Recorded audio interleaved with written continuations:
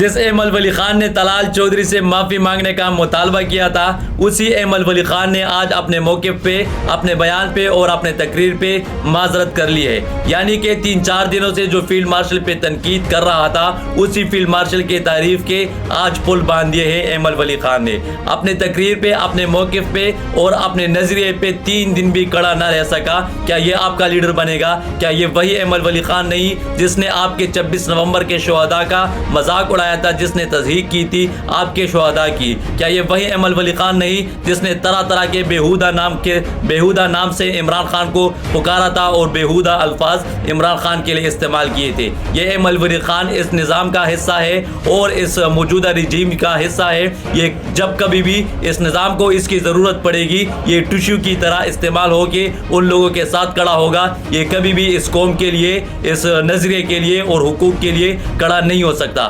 آپ کو بتایا تھا کہ یہ نظام کا ہی حصہ ہے، ان لوگوں کے تقاریر میں نہ آئے۔ یہ چھپن چھپائی کھیل رہے ہیں اور صرف مقبولیت کے لیے، مقبولیت حاصل کرنے کے لیے، مقبولیت کے بھوکے ہیں یہ لوگ اپنے آپ کو مقبول کرنے کے لیے اور عمران خان کو غیر مقبول کرنے کے لیے اپنے ساتھ دو ہاتھ کرتے ہیں۔ لیکن آپ کو پتہ ہونا چاہیے یہ فکسڈ گیم ہے اور یہاں پر جو معاملات ہیں وہ سارے کے سارے فکسڈ ہو چکے ہیں اور یہاں پہ آپ نے اپنے عقل کو استعمال کرنا ہے اور اپنے نظریے کو دیکھنا ہے، کردار کو دیکھنا ہے۔